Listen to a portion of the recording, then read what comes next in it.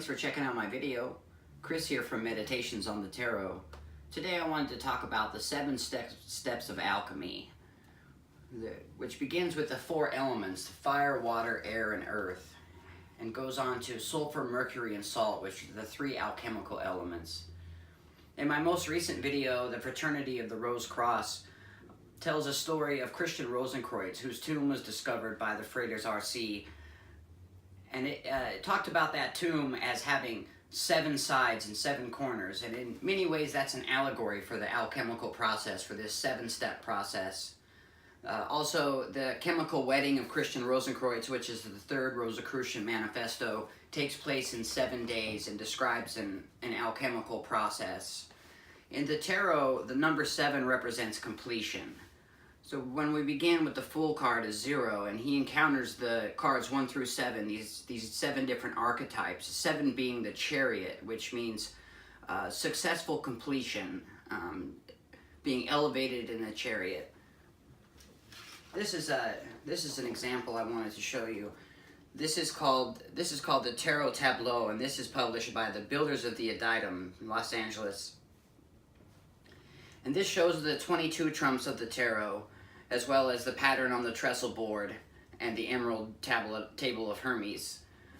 I have another video where I go over the pattern on the trestle board with the tarot cards that you might find interesting.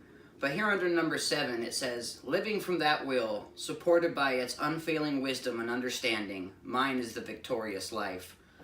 And again, as the Fool encounters these 7 archetypes, he ends here with the Chariot, or a successful completion. And then he encounters the next set of 7 archetypes where he learns temperance. And on the 3rd and final set of archetypes, he encounters the world, where his understanding is of the world is become full by going through this alchemical process, this 7-step process 3 times, is an alchemical transformation of one's spirit or one's soul, and that would be considered spiritual alchemy to do with the tarot. I wanted to share an article with you today. This is written by Dennis William Hauck, and this comes from the Rosicrucian Digest, Volume 94. It's 2016. These are available at the library, and they're also available to read for free from iTunes, so I'll leave a link in the description where you can read this.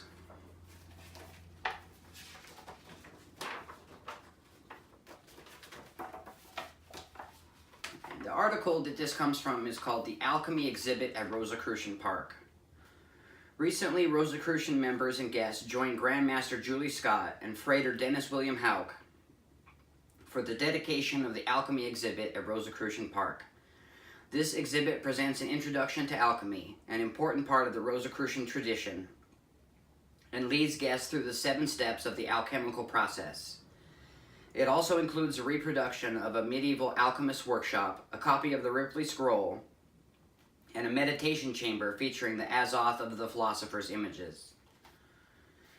This exhibit, on display at the Rosicrucian Egyptian Museum, will serve as the centerpiece for the new Alchemy Museum at Rosicrucian Park once the funds for the museum are in place. The Rosicrucian Alchemy Museum will be the first alchemy museum in the United States and the largest alchemy museum in the world. This article presents some of the text from the alchemy exhibit panels. The roots of alchemy are buried in the fertile black dirt of the Nile Delta. In fact, the very word alchemy comes from the Arabic alchemia, which means the black soil of Egypt. From Alexandria, the teachings of alchemy spread throughout the Mediterranean region, Arabia, Europe, and onto China and India. These teachings are summarized in the Emerald Tablet, which is the core text of alchemy. In simplest terms, alchemy is the art of transformation. It attempts to unveil the universal principles behind growth and change. The focus of this work, known as the Great Work, is not limited to the physical world, but encompasses all levels of reality, including the psychological and spiritual realms. And on our tarot tableau here, here is the Emerald Tablet of Hermes. And it says, "True without falsehood, certain and most true, that which is above, is as that which is below, and that which is below is as that which is above, for the performance of the miracles of the one thing. And as all things are from one, by mediation of the one, so all things have their birth from this one thing by adaptation. The sun is its father, the moon its mother, the wind carries it in its belly, its nurse is the earth. This is the father of all perfection, or consummation of the whole world. Its power is integrating if it be turned into earth. Thou shalt separate the earth from the fire, the subtle from the gross, suavely and with great ingenuity. It ascends from earth to heaven and descends again to earth, and receives the power of the superiors and the inferior. So thou hast the glory of the whole world, therefore let all obscurity flee before thee. This is the strong force of all forces, overcoming every subtle and penetrating every solid thing. So the world was created. Hence we are all wonderful adaptations, of which this is the manner. Therefore I am called Hermes Trismegistus, having the three parts of the philosophy of the whole world. What I have to tell is completed concerning the operation of the sun. And that's the Emerald Tablet of Hermes. So the first step in the alchemical transformation is calcination. Step 1 is calcination and working with fire.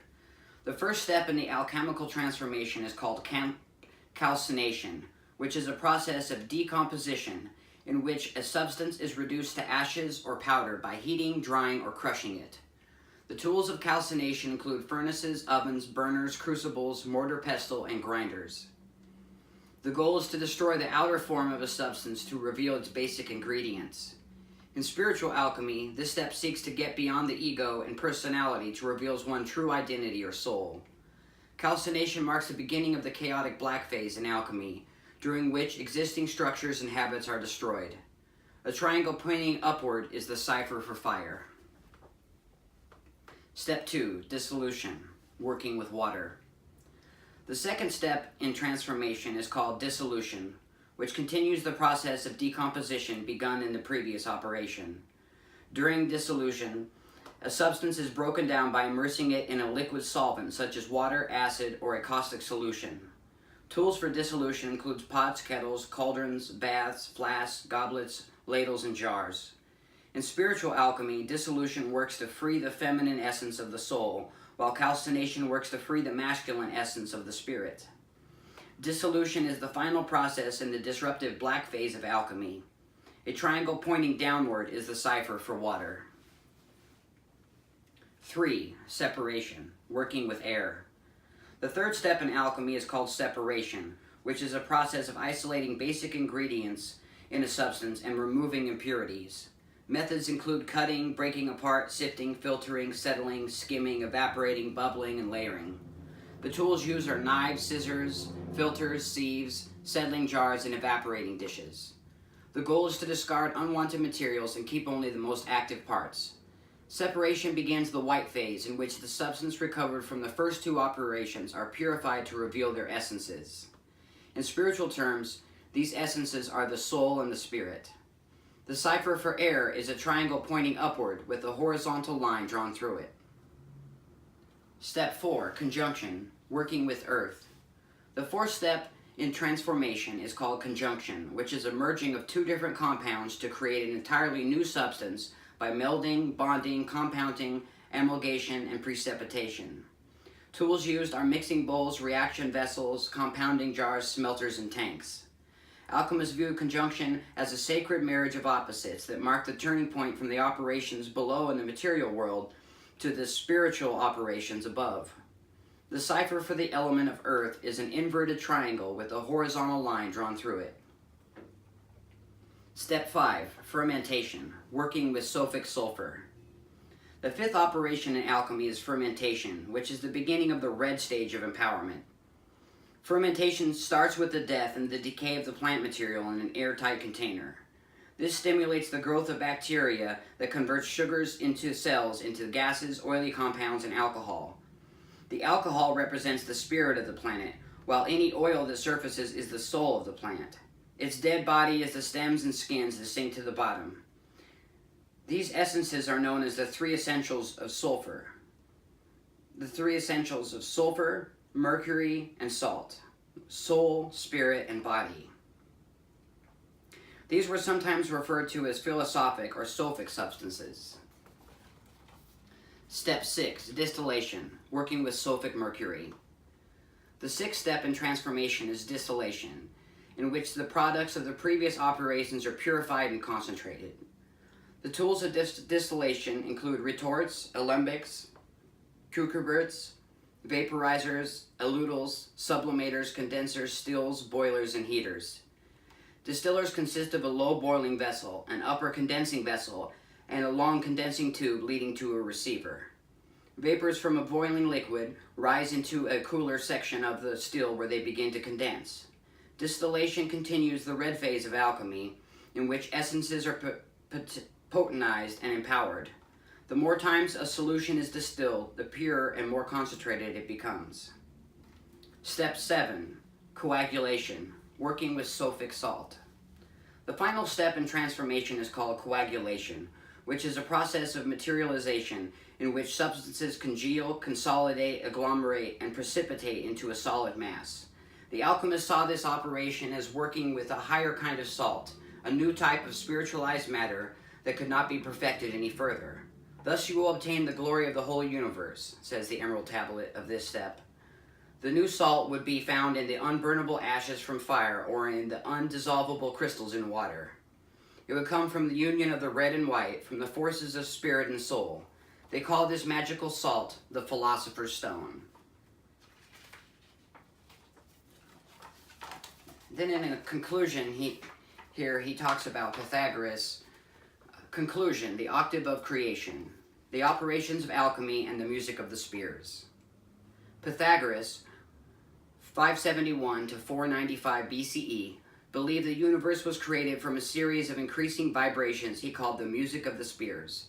The frequency of each note on his scale is a multiple of the perfect fifth, a 3-to-2 ratio that represents order out of chaos. Renaissance alchemists associated the 7 notes of the Pythagorean scale with the ladder of the planets corresponding to successive levels of perfection in the great work of alchemy.